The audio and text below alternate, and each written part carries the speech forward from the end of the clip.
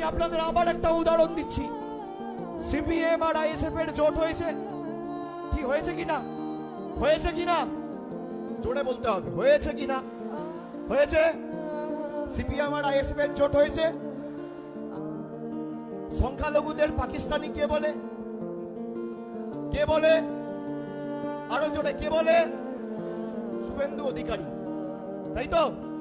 এবার আমার প্রশ্ন, যদি শুভেন্দু অধিকারী সংখ্যালঘুদের বাংলাদেশি পাকিস্তানি বলে আর সিপিএম এর সাথে আইএসএফ এর জোট হয়ে থাকে, তাহলে নন্দীগ্রামে সিপিআই প্রার্থী দিয়েছে, আইএসএফ ও প্রার্থী দিয়েছে কেন?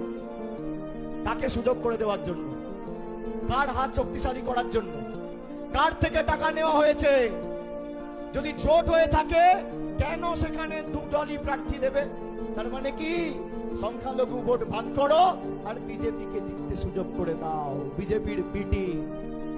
আর আমি যদি মিথ্যে কথা বলি, তোমার সৎ সাহস থাকে আর বুকের পাটা থাকে, অন রেকর্ড বলে যাচ্ছি আমার বিরুদ্ধে মিথ্যে মামলা করে জেলে ঢুকাবে। দেখি কার কত সাহস।